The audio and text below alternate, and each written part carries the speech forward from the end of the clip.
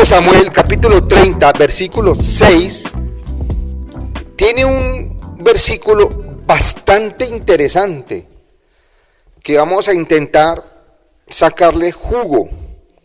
¿Se entiende el término sacar jugo? Exprimirlo. Primera de Samuel 30, 6 dice: y David se angustió, ¿sé qué? Pero dice algo más, mucho. O sea, una cosa es estar angustiado, otra cosa es estar muy angustiado, muy angustiado. David estaba muy angustiado, porque el pueblo hablaba de apedrearlo, pues todo el pueblo estaba en amargura de alma, cada uno por sus hijos y por sus hijas, mas David se fortaleció en el Señor. Los pongo en contexto. ¿Qué pasó aquí? Los amalecitas entraron a Siglat y saquearon todo el pueblo y se llevaron todas las mujeres y todos los hijos. Ahora, lo más interesante de este versículo, si usted lo analiza bien, Primera de Samuel, primer libro de Samuel, capítulo 30, versículo 6, este pasaje bíblico representa lo que en este momento el mundo entero está viviendo. Usted dirá, ¿cómo es posible? Imposible. Algo que pasó hace tantos años, ¿cómo se puede aplicar al mundo actual? Escuchen, el pueblo representa la amargura, estamos hablando del pueblo. La Biblia, mira, hay una diferencia y la Biblia lo destaca. ¿Cómo estaba el pueblo?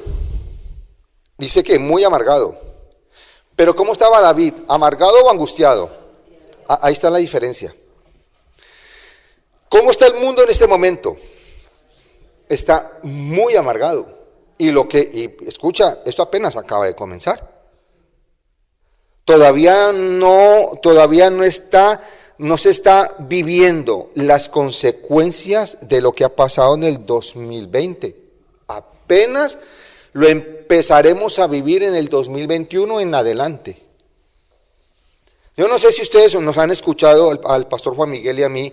Siempre que hemos enseñado sobre la situación actual, siempre enseñamos que cada día el mundo estará de mal en peor. Jamás nos van a escuchar decir el mundo saldrá en victoria y estará victorioso, porque si decimos eso sería algo antibíblico. Entonces, ¿qué sucede? El mundo está en una amargura total.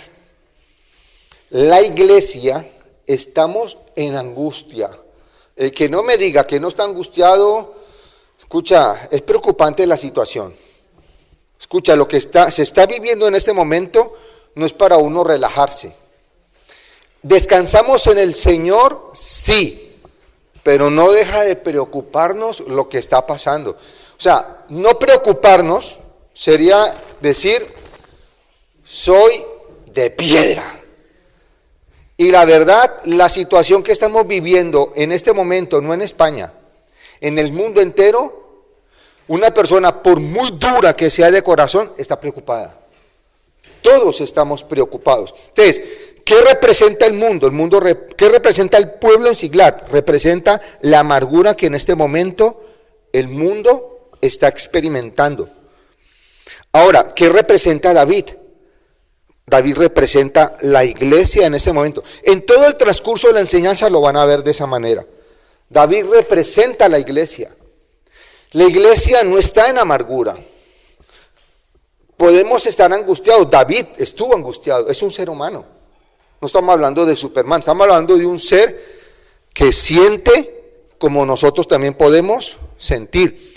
Frente a una situación que estaba viviendo él en ese momento, como la que nosotros hoy en día estamos viviendo. Ahora, sí estamos angustiados, pero no estamos derrotados. ¿O sí? Estamos en apuros, pero no estamos desesperados. ¿Sí o no? A ver, nosotros vamos a experimentar, y aquí hay algo que quiero aclarar. Nosotros vamos a experimentar persecución, pero nunca estaremos desamparados. ¿Por qué digo que vamos a experimentar persecución? ¿Qué quería hacer el pueblo con David? Apedrealo. David representa a la iglesia en el mundo. Usted sabe, el mundo, ¿usted cree que el mundo ama a la iglesia del Señor? Escúchame, el mundo odia la iglesia. Mire, cuando usted habla de Dios en este momento, lo miran a usted con odio, con desprecio. ¿Saben por qué? Porque el mundo está convencido que en la situación que está viviendo hoy en día, toda la culpa la tiene él. Jamás el mundo va a reconocer que es por ellos estar alejados de Dios, es que entran las consecuencias del pecado al mundo. Entonces, el mundo nos quiere apedrear a nosotros. Escuche, y esto irá cada vez más. La Biblia lo habla de que seremos perseguidos, la Biblia lo dice. Pero sí le voy a decir algo. Nosotros vamos a estar tan fortalecidos y tan preparados y tan decididos que enfrentaremos lo que sea por sacar adelante nuestra fe. Bien, la Biblia dice que David estaba muy angustiado, pero de ahí a la amargura, a la desesperación o a sentirse derrotado, no, ahí sí no. A ver, existen muchos afluentes que nos pueden preocupar o angustiar, como por ejemplo, en este momento actualmente, temas relacionados con el hogar, con el trabajo, con los negocios, posiblemente las deudas, también temas físicos, dolores, enfermedades, cansancio, agotamiento, también relaciones con nuestros padres, con nuestros hijos, con el cónyuge, en fin, problemas en general, inclusive lo que está pasando a nivel mundial, que es la pandemia y todas sus consecuencias. Ahora, escuchen esto, la angustia y la desesperación es un mal que está asolando y azotando al mundo entero. La angustia pasa, escuchen esto, la angustia pasa a la desesperación y a llevarnos a cometer locuras e imprudencia cuando no vemos una solución pronta. Es muy importante esto. De la angustia fácilmente se puede pasar ¿a dónde? A la desesperación. Ahora, ¿cuándo se pasa de la angustia a la desesperación? Cuando vemos que tenemos un problema gordo y no vemos solución por ninguna parte. Quiero destacar que David no sintió desesperación, solo sintió angustia. No sintió desesperación. Mientras todos se lamentaban y culpaban a otro por sus desgracias, que era lo que hacía el pueblo le echaba todas las culpas ¿a quién? A David. Ahora, esto es algo común en los seres humanos. Nosotros los seres humanos siempre intentamos a quién echarle las culpas de nuestros dolores. Pero jamás decimos, sí, estoy viviendo esto porque es consecuencia de. No, siempre buscamos es por culpa de. Escuchen, siempre buscamos esta frase, es culpa de, pero no es consecuencia de. Yo no sé si he sido claro con esto que acabo de expresar. Porque es que es más fácil decir culpa de a consecuencia de, es más fácil. Pero donde realmente está la esencia no es culpar a alguien, es decir, Señor, ¿quién lo dijo? Ahí está.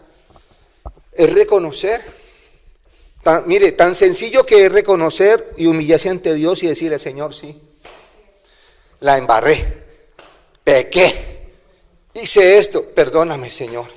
Ahora, Señor, sé que con el daño que hice, dañé un corazón. Escúchame, es de valientes, solo de valientes, ir y restaurar y restituir y sanar un corazón. ¿Qué es más fácil? ¿Pedirle perdón a Dios o restaurar un corazón herido? ¿Qué es más fácil? Es más fácil pedirle perdón a Dios. Pero la esencia de esto es, si yo me pongo a cuentas con Dios, yo también tengo que ponerme a cuentas con aquella persona que sé que a conciencia le he hecho daño. ¿Sí o no? Bien. Ahora, mientras todos se lamentaban y culpaban a otro por su desgracia, que es algo normal en el ser humano, David puso en marcha su fe en Dios. David, escuchen esto, David no se acostó a dormir. David no se acostó y se tapó con la cabeza, se tapó la cabeza con la manta. ¿Por qué digo esto? Porque esa es una forma de refugio que muchas veces los seres humanos tenemos. ¿Qué cosa? Cuando estamos muy angustiados, vamos y nos acostamos a dormir y buscamos la cama como un refugio, pensando que ese es el refugio y la solución a los problemas. Y aparte de eso, mire, usted se imagina a David yendo donde el médico para que le recetara unas pastillas para la depresión o que le mandara unos medicamentos para dormir. ¿Usted se imagina donde David haga una cosa de esas? ¿Qué creen que hubiese pasado si David hace eso? Jamás hubiese rescatado todas aquellas personas que estaban cautivas. Dentro de ellas, esas personas estaban también sus mujeres, que ahora vamos a ver algo interesante de eso. Mire, cuando se está deprimido, acostarse no es la solución. Tampoco es encerrarse en una cueva y esconderse de todo el mundo. ¿Por qué? ¿Por qué aclaro esto? Porque muchas veces cuando estamos en una angustia extrema, nos encerramos en nuestras casas, apagamos el móvil, desconectamos el teléfono y no le abrimos la puerta a nadie porque quiero encerrarme en esta cueva porque es que tengo tanta la depresión que no quiero ver a nadie. Esa no es la solución. Y ahora veremos que esa no es la solución. David no esperó que otros le solucionaran el problema. Muchas personas que están deprimidas siempre van a esperar que otros hagan algo por ellos. David no hizo eso. Para los que acaban de llegar, estamos desglosando, si es la palabra, primer libro de Samuel, capítulo 30, versículo 6. Estamos desglosando esa porción bíblica.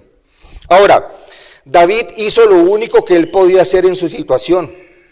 Buscó refugio y se fortaleció en el Señor. Y estando él en el refugio, ¿él qué hizo? La Biblia dice que consultó a Dios. Quiero leer ese pasaje bíblico, por favor.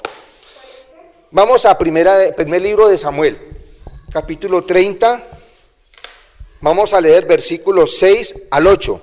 Dice: y David se angustió mucho, porque el pueblo hablaba de apedrearlo, pues todo el pueblo estaba en amargura de alma, cada uno por sus hijos y por sus hijas. Mas David se fortaleció en Jehová su Dios.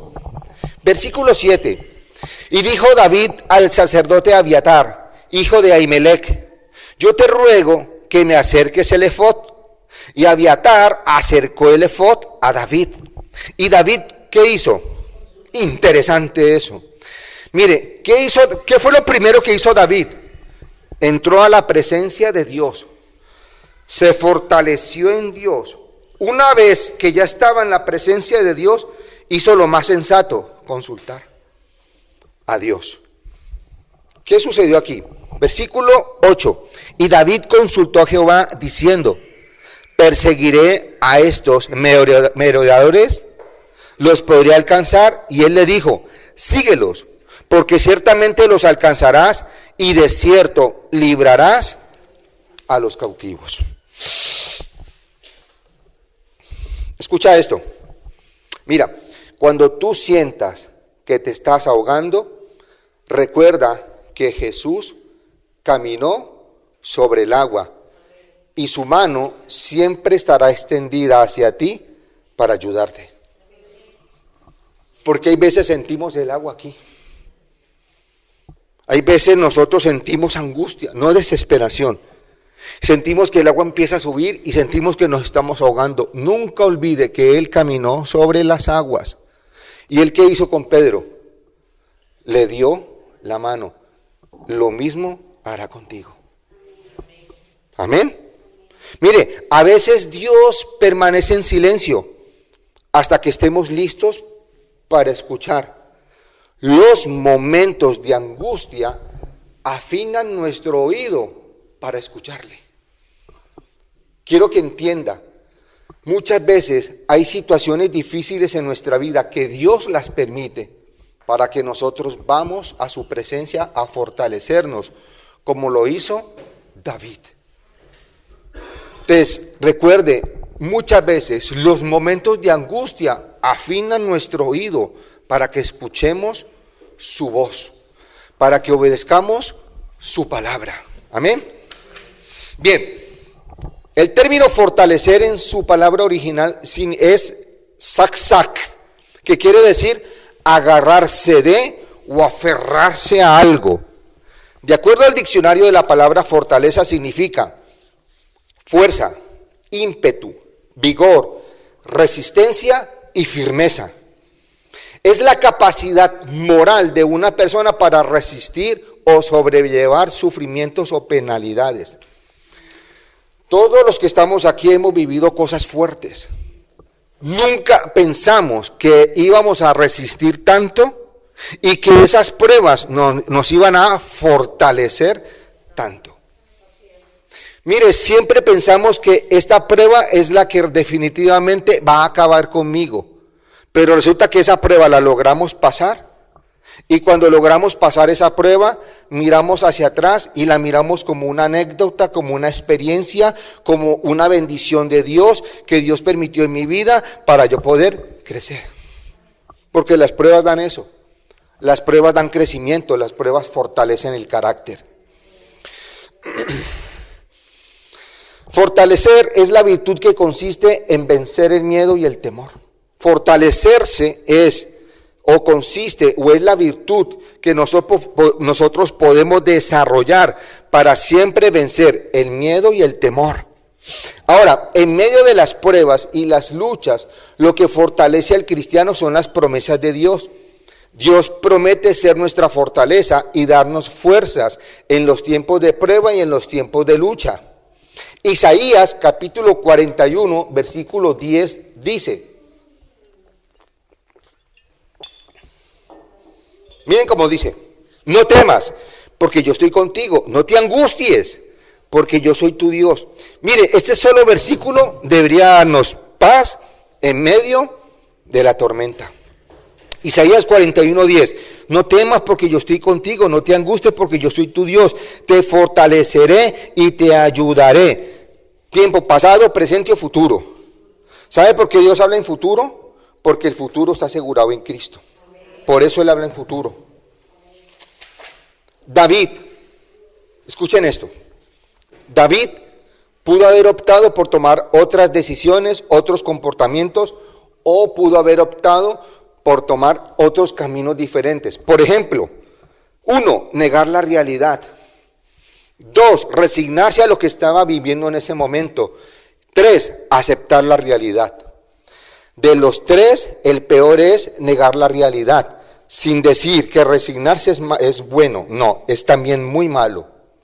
Negar la realidad. Escuchen esto, escuchen con mucha atención. Es negar que hay un problema para resolver.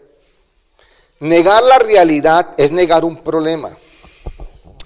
Cuando yo niego un problema, ¿qué es lo que no encuentro? La solución. Hay veces negamos una realidad y decimos, no, esto no es así, pero sí es así. Pero mientras que yo diga, eso no es así, no me voy a preocupar por encontrarle solución a ese problema. Es muy malo negar una realidad, muy malo.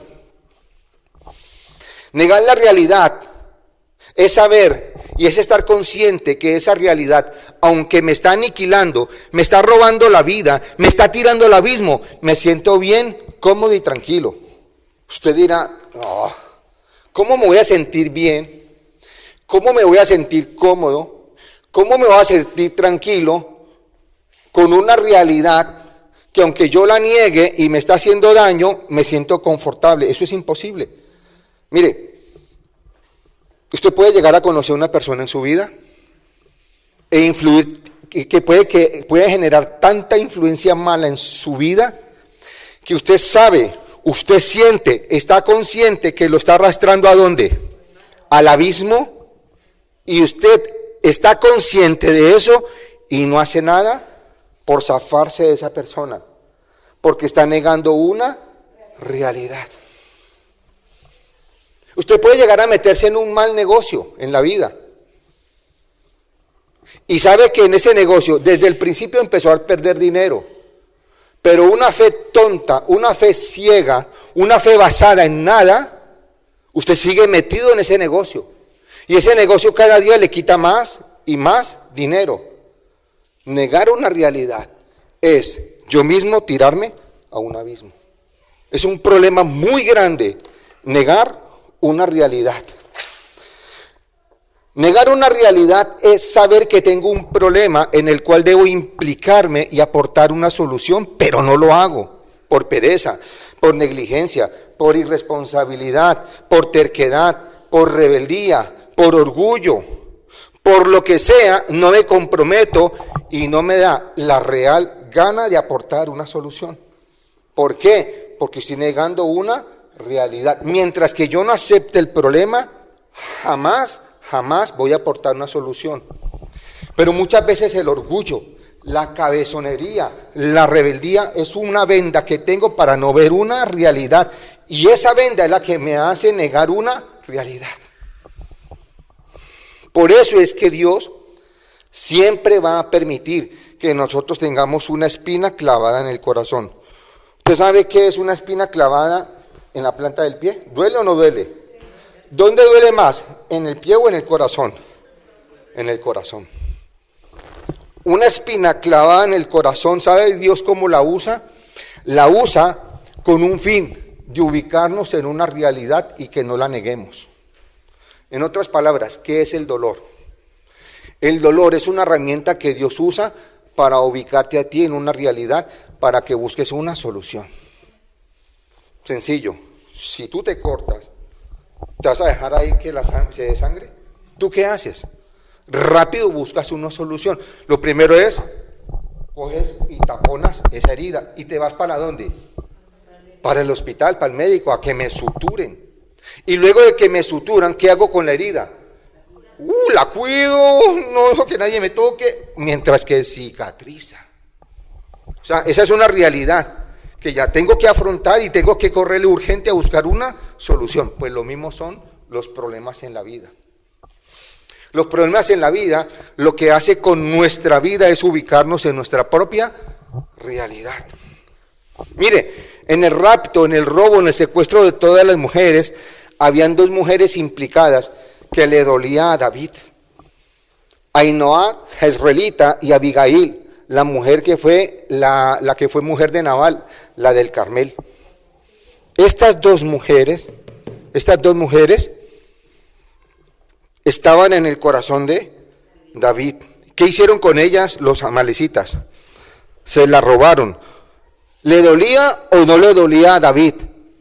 Ese dolor lo ubicó a él en una realidad y fue a buscar una solución. ¿Cuál fue la solución? Buscar la presencia de Dios. ¿Están entendiendo ya la esencia de la enseñanza? Bien. Y eso, entonces, ese dolor que David experimentaba ayudó a que él no pudiese negar esa gran realidad. Ahora, segundo comportamiento, resignarse, que no es bueno resignarse. ¿Cuál es el problema de resignarse? Estamos hablando de una segunda opción que David pudo haber tomado, pero que no la tomó, pero que muchas veces nosotros sí la podemos tomar. Nosotros muchas veces frente a un problema podemos negar ese problema y hacer de cuenta que no hay, o que no existe, o que no es verdad. Segundo comportamiento que David pudo haber optado por tomar, pero que nosotros muchas veces también lo optamos, y es la resignación. Bien, ¿cuál es el problema de resignarse?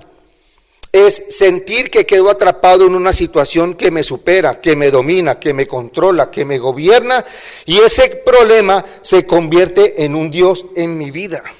¿Usted sabía que un problema, mientras que lo subyugue y lo domine, es un Dios en su vida? Mire, cuando hay un problema grande en mi vida y me echo al dolor y me arrincono en mi casa, cierro las ventanas, le echo doble llave a la puerta, apago el teléfono, estoy permitiendo que ese problema se convierta en mi Dios. Y ese no es el Dios de David, pero es el Dios de mucha gente. Mucha gente busca desafortunadamente ese refugio tan terrible como es la resignación. Otro fruto malo, muy malo de resignarse, es que empiezo a compadecerme de mí mismo y me siento víctima. Y uso esa victimación para que otras personas hagan lo que yo tenga o debo hacer. Mire, la victimización muchas veces la puedo usar para negarme a hacer mis cosas para que otros me la hagan, refugiándome en la resignación. Ahora, también la victimización se usa para despertar o para inspirar lástima y poder beneficiarme de esa lástima. En otras palabras, muchas veces nos volvemos artistas de la victimización. Muchas veces nos volvemos artistas. ¿Saben cómo se llama eso? Manipular con mi dolor. Ese dolor lo uso para el beneficio de mí mismo, para inspirar lástima a otros. Ese es el problema de uno muchas veces, resignarse frente a un problema. Que ya ese problema lo uso para poder sacar una buena tajada en mi vida. Ese es el gran problema de resignarme. Resignarse ante una situación es de poner las armas, es bajar la guardia, es entregarse totalmente sin dar la pelea, es sentirse derrotado sin dar la batalla. Ese es el problema de resignarse. Caer en la trampa de la resignación es quedar esclavo de un problema sin resolver, es quedar atrapado en un callejón sin salida, es quedar estancado, es quedar atado a una situación de presión o una dificultad donde yo mismo prolongo la situación para no salir del problema. Cuando yo me resigno a una situación, por supuesto que no le encuentro solución. Y mientras que yo esté bajo ese manto de resignación, la solución nunca llegará. Por lo tanto, el problema puede llegar a extenderse un día, una semana, un mes o años. Hay personas que llevan años con un problema porque ya se acomodaron a ese problema, porque se han resignado a tener ese problema, porque ese problema se convirtió en su Dios. Ese es el problema de resignarse. Ahora, en la resignación, los religiosos usan esta famosa frase célebre. ¿Saben cuál es la frase? Es la voluntad de Dios que yo esté en esta situación.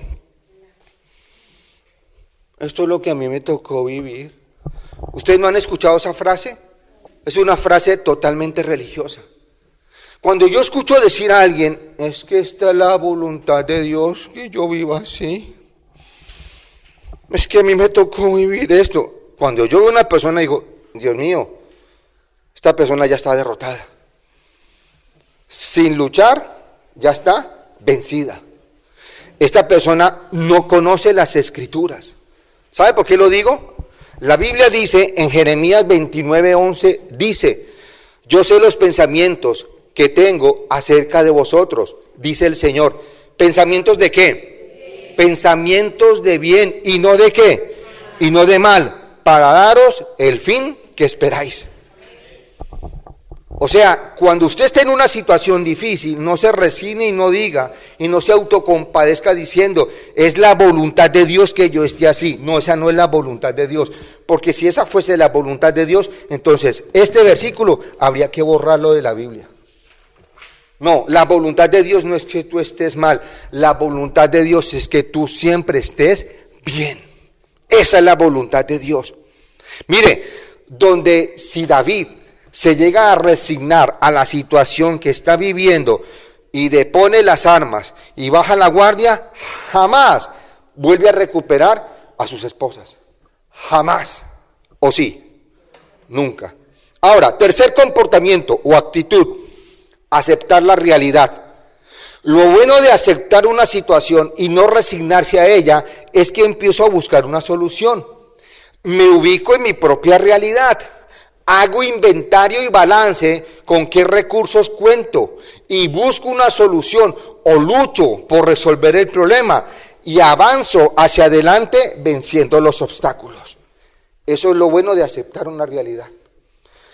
Sencillo, hay un problema o tengo un problema. Si yo acepto la realidad de ese problema, le aseguro que usted ve la solución. Seguro.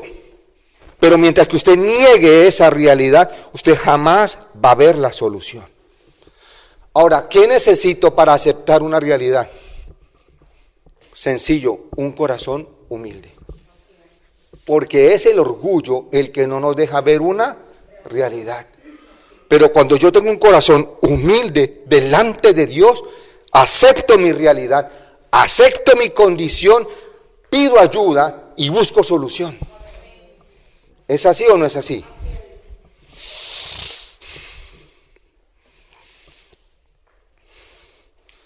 ¿Y quién hizo eso?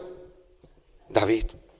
Lo más importante siempre será aceptar la realidad, porque siempre vamos a buscar esa fuente donde puedo recibir oxígeno, puedo recibir ánimo, donde me puedo fortalecer y puedo renovar mis fuerzas como lo hizo David. Cuando David se fortaleció en la presencia del Señor y después de consultar a Dios, David se fue a hacer realidad la promesa de Dios. Mire, vamos un momento nuevamente al primer libro de Samuel, capítulo 30, versículo 8. Dice, y David consultó a Jehová diciendo, ¿perseguiré a estos merodeadores? ¿Los podré alcanzar? Y él le dijo, síguelos, porque ciertamente los alcanzarás, y de cierto librarás a los cautivos. ¿Cuál fue la orden de Dios? Síguelos, que vas con mi respaldo. Es importante esto, pónganme atención. ¿Esto cómo se llama? Esto se llama trabajo en equipo. ¿Por qué? Tú haces tu parte y Dios hace la suya. Pero mientras que tú no hagas tu parte, tú no verás la parte de Dios. ¿Qué le dijo Dios a David? Síguelos, que te voy a dar la victoria. ¿Qué tenía que hacer David? Creer en esa palabra y avanzar. ¿Sí o no? Cuando Dios te diga algo, ponle fe y avanza. Esa es la parte tuya. Ahora deja que Dios haga la parte de Él. El final de la historia es que tú siempre te vendrás con el botín de guerra. Tú siempre tendrás la victoria. Pero recuerda, es un trabajo en equipo. 50 y 50. Amén. Ahora, estamos hablando de batallas. Nosotros los cristianos enfrentamos todos los días dos batallas. Una externa y otra interna. Pregunto, ¿qué fue a librar David para poder recuperar todas las mujeres? Una batalla. ¿Sí o no? Nosotros los cristianos, todos los días, libramos dos batallas. Una externa y la otra interna. Pregunto, ¿cuáles son los enemigos de esa batalla externa? Escucho. ¿Cuáles son los enemigos de esa batalla externa? Hay dos batallas que nosotros como cristianos enfrentamos todos los días. Una externa y otra interna. Ahora, ¿cuáles son los enemigos de esa batalla externa?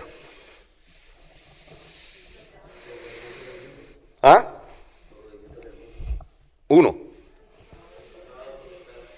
Sí. Mire, el pecado, el diablo y el mundo. Y el mundo. Los tres enemigos que nosotros enfrentamos todos los días, la batalla externa es el pecado, el diablo y el mundo. ¿O no? Esas son las batallas externas. ¿Están conmigo? Bien. Ahora, La otra gran batalla que nosotros enfrentamos cada día, la batalla interna, ¿ustedes saben con quién es? Con nosotros mismos.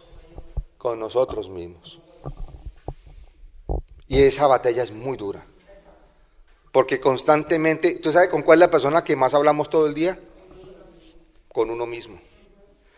Y es muy terrible.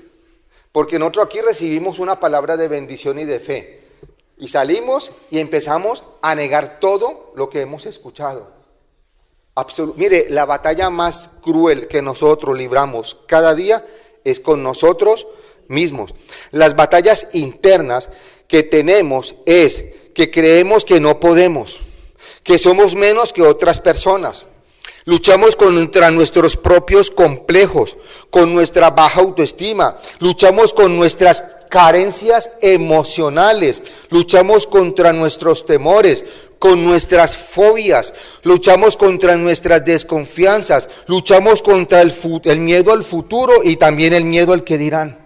Todas esas batallas las luchamos todos los días con incredulidad, con desánimo, con pereza, con flojera, con apatía, con rencor, con odio. Mire, el resentimiento y la amargura está al orden del día todos los días, y todos los días tenemos que enfrentar y librar esas cruentas batallas. Elías tuvo dos batallas, una externa y otra interna. La externa fue contra 400 profetas de Balaán. Y después de tener esta gran batalla, ¿Dios qué le dio? La victoria. Y lo más tremendo de todo es que después de salir de esa gran victoria, Elías se encerró en una cueva y empezó a luchar contra él mismo. Elías libró las dos batallas, una externa y otra interna. Elías se encerró en una cueva, eso está en la Biblia. Elías se encerró en una cueva a luchar con él mismo. Elías, ¿cuál fue el error de Elías? Elías escuchó una voz externa que lo llenó de miedo y de temor.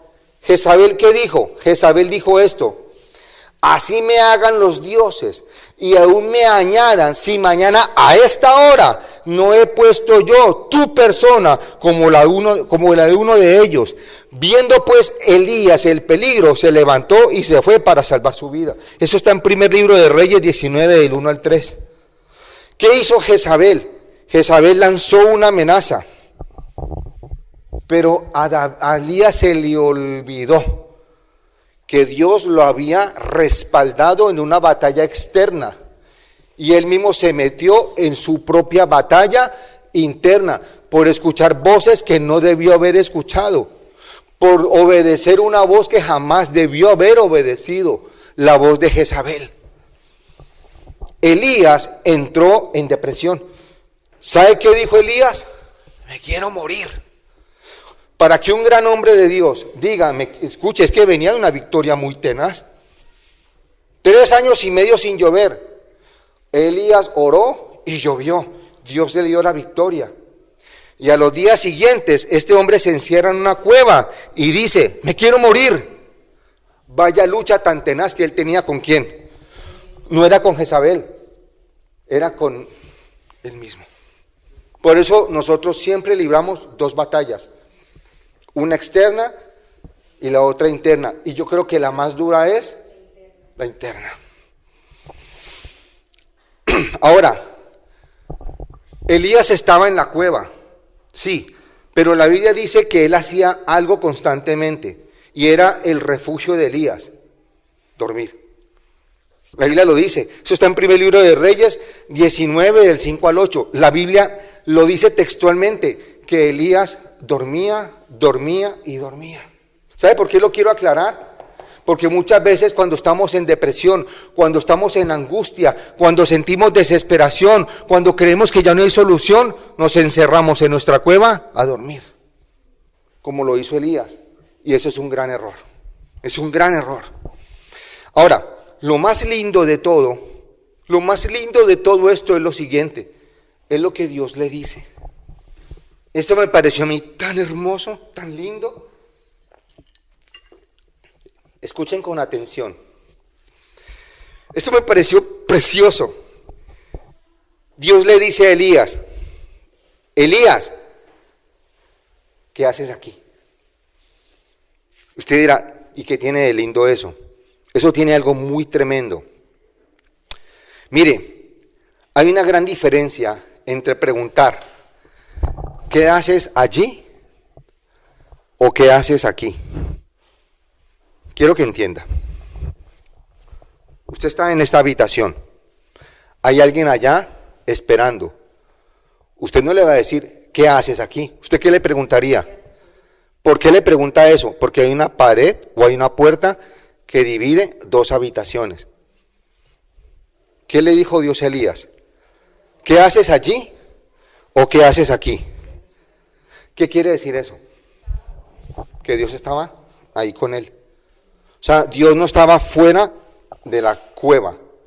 Dios estaba dentro de la cueva. Mire, en todo problema, Dios siempre estará aquí, siempre, siempre. Siempre va a estar aquí, contigo, como estuvo con Elías.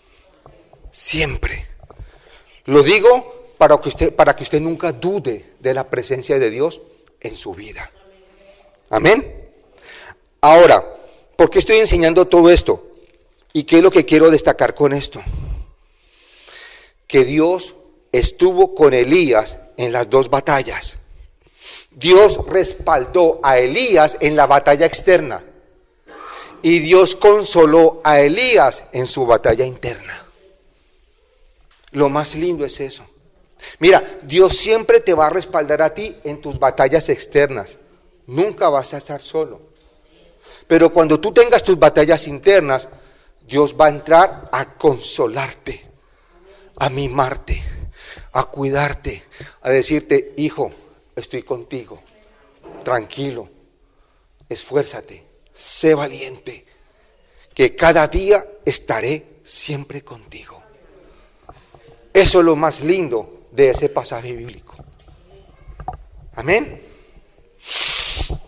Ahora, el mismo Dios que respaldó a Elías, que consoló a Elías y que fortaleció a David, es el mismo Dios al cual tú amas y sirves.